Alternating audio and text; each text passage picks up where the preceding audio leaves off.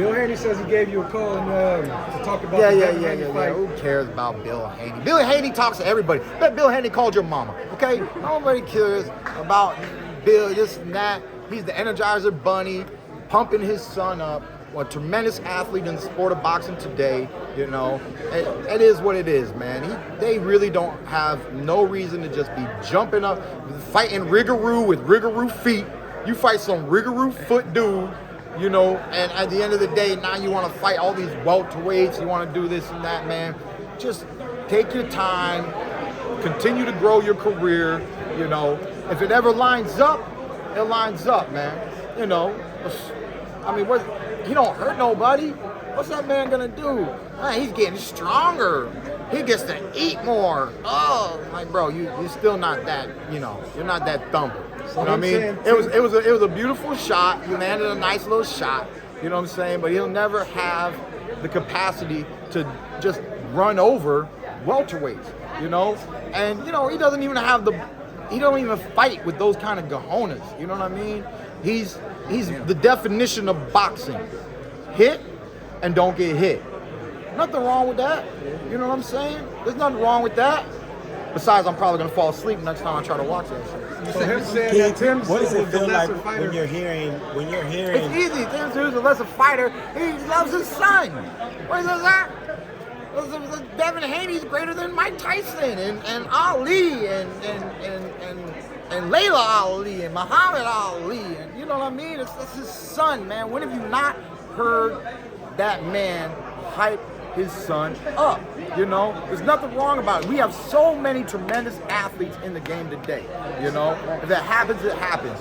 I am doing something that I believe is exciting for me, is exciting for you, is a major challenge for Tim Tszyu. He expressed his own diehard gratitude. He said it's like Christmas. It's like Christmas to make this happen. You know what I'm saying? He wants to make his dream come true by defeating me. He wants to make a statement by knocking me out.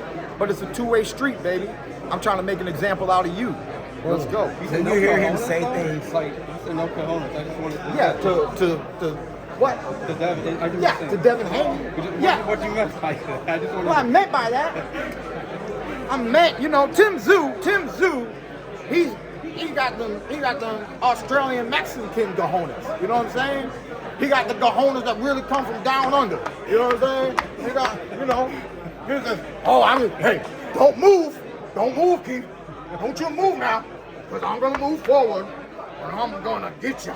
You know, so it's a mentality of how bad a fighter wants to move forward. And the reason why I say that, man, is if he had the real tenacity, he would have stopped that Rougarou. That team in that corner, they were looking at the dude. Dude ain't even really getting. The dude's just getting embarrassed, if you ask me.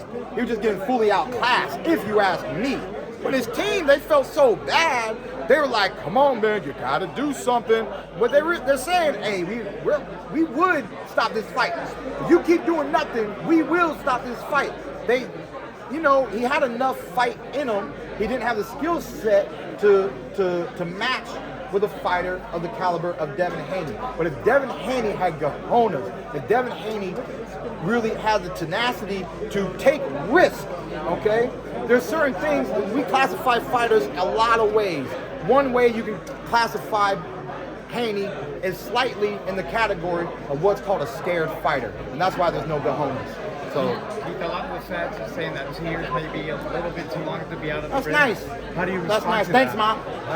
Thanks, Mom. I know you love me. I know you care about me, Mom. I know. 2 years, are you worried about me? Oh, thank you so much.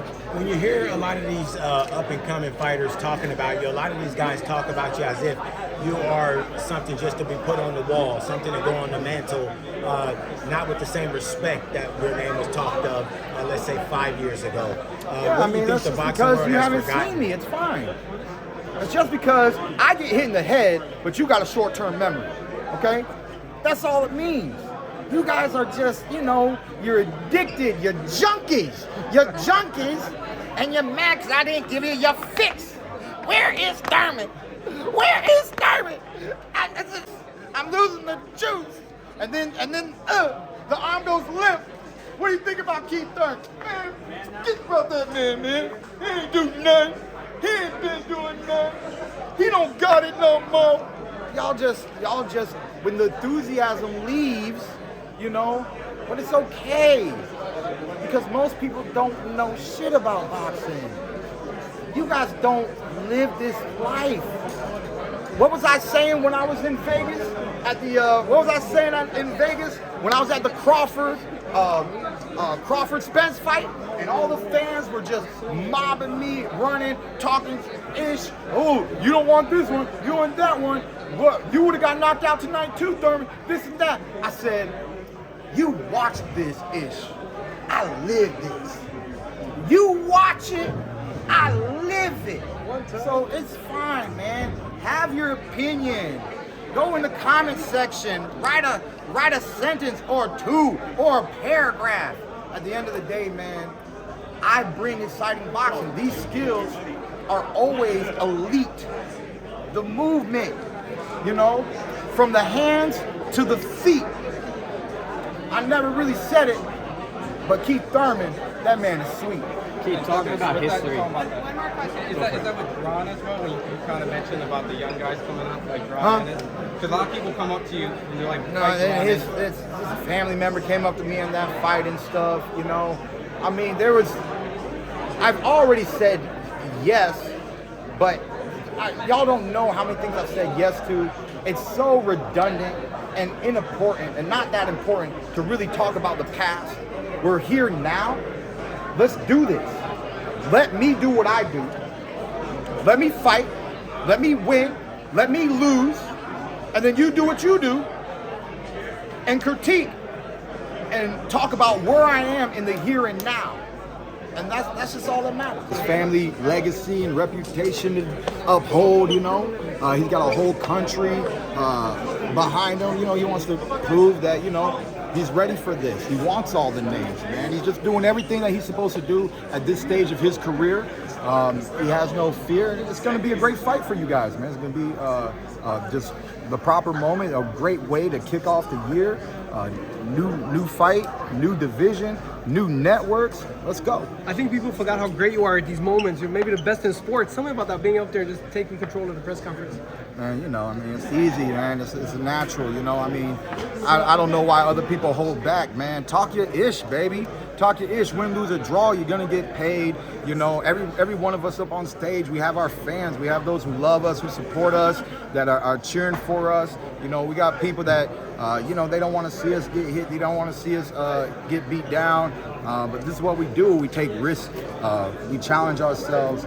And you know, we just love boxing. You got to really understand boxing to love boxing, you know. And a lot of people who love boxing from the outside, but we love boxing from the inside, you know. And it's just different. And I get to express my love when I'm talking to you. I get to express my love when I'm talking my ish. I get to express my love when I'm looking at him and showing him that I'm not gonna back down from nothing. What did you tell him in the face-off?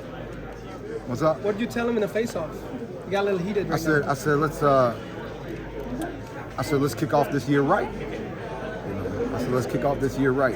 I forget what else. That was my opening line. He said something, I said something, but it don't matter. I ain't listening. All right, he says he's coming for you. So what you gonna do about that one time? You gonna show him that one time? Man, I'm gonna show. Man, this kid is solid. But the one thing Keith Thurman's not and Tim Tszyu is one-dimensional, okay? So we're gonna see, man. Sometimes all you need to do is be a very solid fighter. Copy, paste, copy, paste, copy, paste. Until you meet that guy and that don't work no more. And that's what this fight is about for me. Showing Tim Tszyu that there's levels in boxing. Some people are champions for a day. Some people are champions for 2. Keith Thurman is the real test that needs to be given to Tim Tszyu. Keith, we heard him up there. He said he's been studying you for a while. How much, if at all, have you been able to see of Tim, and what do you genuinely think of him? I said it. Australian Mexican. What else is there to be said, man? Very, you know, just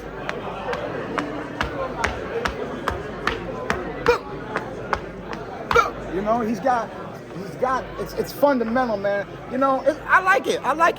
I learned how to box like that when I was 9 years old. What do you think he I does think good? I was about 9 years old when I learned how to move forward, move back, throw a good right hand. Man, yeah, about 9 years old, I learned those things. That's nice, you know, to have the fundamental basics of boxing, you know. But, you know, speed, power, athleticism, versatility. That's what it's really all about, baby. You know, is he going to be able to defeat a dynamic, versatile, wise fighter like Keith one-time Thurman? He's confident. Good for you. It takes more than confidence to win fights. It's the skills that pay the bills. There's no test like the Thurman test. I've done it. I've said it. Your man is better than the rest. Come see me if you bout it. Get this Keith Thurman test. Your thoughts on Tim Tszyu saying that he actually had to imitate you when he was sparring Manny Pacquiao for the fight that he was Those going flat to feet, slow hands could never imitate Keith Thurman. Okay? He can't wear a blazer like Keith Thurman. He can't talk on the mic like Keith Thurman. He can't box like Keith Thurman. He can't even think like Keith Thurman. So whatever he did was a fantasy, la-la experiment. And you know, you gotta do what you gotta do. I don't need to pretend to fight like Tim Tszyu. Like I said, my coach Ben Getty, he taught me how to do that when I was 9 years old. Keep your hands up, boy. Yes, sir. Move forward, boy. Yes, sir. Hit him with the 1-2, boy. Yes, sir. Come on, man. I don't need to focus on, you know, imitating Tim Tszyu. I just need to focus on being ready, in shape. It's strength, it's conditioning, and it's game plan. The angles that I bring into the ring. He'll be lucky to walk out of the ring and not look like Mario Barrios. Hey Thurman, so does that, you brought up the Thurman test, so that mean Crawford and you have to tangle in the future for that? Like, look, I was the mandate. Don't know what they do in Mexico with the javelin. I was mandated to fight the truth. Because the truth is, he never got to see Keith Thurman. The truth is, Crawford never got to see Keith Thurman. The truth is, if it was Thurman versus Spence, y'all should know what would have happened that night. The truth is, if it was Thurman versus Crawford, it would have been a whole nother type of fight. I'm the guy who said it to you way back in the day. I got an O, I'm not afraid to let it go. One time's been beat one time. Who's gonna get me 2 times? Keith, we know who you are, what you're capable of, but there's a lot of people who doubt your durability in this. Why do you think the lack of activity over the years is not going to be a disadvantage for you heading into this fight? The reason is because of the dedication and the work ethic that I put into my training camps. Last year was a very uncomfortable year. We were in and out of training constantly. I was in training camp December 2022 when the mandate hit for Errol Spence Jr. So ever since then, okay, the Crawford fight's happening. What could I maybe get? We heard that maybe they can put Ugas up in the mix, you know? It doesn't matter, man. We call it politics. I call it politics because I've been played around like a fiddle. But there's one philosophy that Keith Thurman has. Until the day that I retire, every day of my life is one day closer to my next fight. And on days like this, in this moment here and now, is evidence of that. I'm always ready. These skills do not disappear. They talk about rust, but these joints aren't old and they don't move like little gears, you know? I'm from Florida where it rains all the time, baby. There's no rust here, okay? I just love the sport. I'm dedicated to the sport, and I love hearing people's doubt. But you want to know why people doubt? Because people have too much fear. They have too much worry. I said it. If you can beat me, beat me. I remember when my mama used to beat me. I remember when my daddy used to beat me. Can you beat me? You know? So it's just a metaphor. My parents were great. Anyways, you know, at the end of the day, I'm not scared of a beating. I'm not scared of being knocked out. If it's gonna happen, it's gonna happen. But it's my job, it's my duty to work hard, stay dedicated, and prevent that from happening. Speak on PBC actually having faith in you carrying the brand. And what I mean by that is everybody knows you opened up the first NBC card. Come on. I'm the OG of the OGs with the PBCs, you know? So, I mean, a Keith Thurman fight, it's just hard not to be good. I mean, it's just guaranteed that you're gonna see world-class boxing. You know, 7-time national amateur champion, 2-time welterweight champion, former unified champion. You know, this is not a fluke. This is not an accident. This is what it's all about for me. I remember my boy Winky Wright beating Shane Mosley, beating Tito Trinidad. At this age right now, 35, he thinks that a new era is just gonna come just because they showed up. Cool, I'm happy you're here. Congratulations. But to take over, you really gotta take over. Keith, you fought some of the stiffest competition previously, now moving up to 154. Do you think this is where you will solidify your legacy? It's just a continuum. It's a continuation, you know? We don't know where life is gonna take us, you know? We can want this, we can want that, we can plan for this, we can plan for that, but we just really don't know. Life is a mystery, you know? And like I said, every time I'm in that ring, I'm living my dream. These are my dreams come true.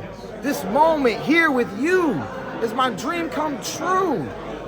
This is like, there's nothing bad can ever happen, you know? Even when I lost to Manny Pacquiao, it was one of the best fights of the year, you know? I just love this sport. I just want to continue providing great action to a great sport, to a great industry, to a great network, and to a tremendous fan base, and keep the legacy of world-class boxing and just be a part of the history, you know? Because once it's all said and done, you know, if I'm 35, let's say I retire at 40, like Floyd, like a Pacquiao. Okay, 5 more years. That would be very impressive, right? 5 more years. But at the end of the day, I'm closer to retirement than I've ever been in my boxing career. I started at 7. It's already starting to get sad for me. I'm 5 years away from leaving you.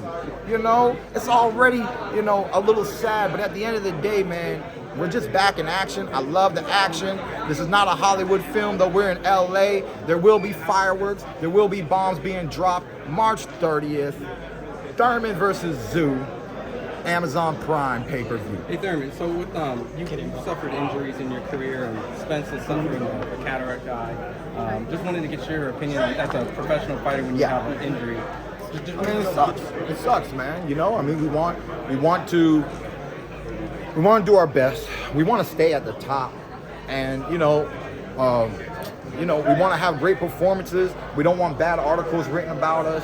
You know, so it's it's devastating. You know, injuries, layoff, setbacks, surgeries.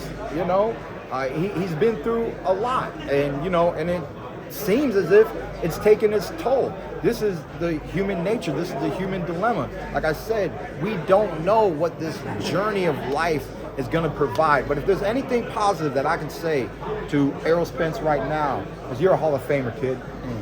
You're a Hall of Famer. You've done a lot for this country, representing America as an Olympian, unifying 3 world titles. You know, if it all was said and done today, hold your head up high, kid. Continue to carry that pride. Sit back, relax, ride a horse that you got in your ranch, baby. You know, everything happens for a reason.